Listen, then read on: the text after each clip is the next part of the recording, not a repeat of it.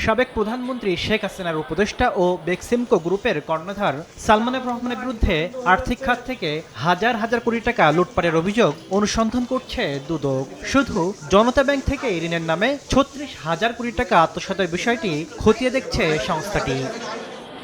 সম্প্রতি নামে বেনামে প্রতিষ্ঠান খুলে প্রায় ৪,০০০ কোটি টাকা আত্মসাতের অভিযোগে সালমান এফ রহমান ও জনতা ব্যাংকের তৎকালীন এমডি সহ সংশ্লিষ্টদের বিরুদ্ধে ১০টি মামলা করে দুদক। তদন্তের প্রয়োজনে নথিপত্র জব্দ সহ বিভিন্ন আইনি পদক্ষেপ নিচ্ছে সংস্থাটি। প্রতারণা ও জালিয়াতির মাধ্যমে বেক্সিমকো গ্রুপের স্বার্থ সংশ্লিষ্ট প্রতিষ্ঠানের মধ্যে আত্মসাৎ করে নিজেদের মধ্যে হস্তান্তর, রূপান্তর ও স্থানান্তরের মাধ্যমে মানি লন্ডারিং করেছেন। উক্ত মামলার সুষ্ঠু তদন্তের স্বার্থে বিভিন্ন রেকর্ডপত্র জব্দ করে পর্যন্ত করার স্বার্থে পত্র প্রেরণ করা হয়েছে। এদিকে দুদকের আবেদনে ফেনী ২ আসনের সাবেক সংসদ সদস্য নিজামুদ্দিন হাজারীর আয়কর নথি জব্দের আদেশ দিয়েছেন আদালত।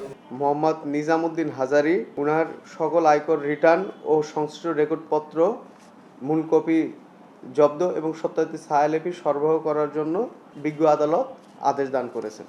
৫০০ কোটি টাকার সন্দেহজনক লেনদেন ও ১৮ কোটি টাকার অবৈধ সম্পদ অর্জনের অভিযোগে ২০২৪ সালের ডিসেম্বরে নিজামুদ্দিন হাজারীর বিরুদ্ধে মামলা করেছিল দুদক।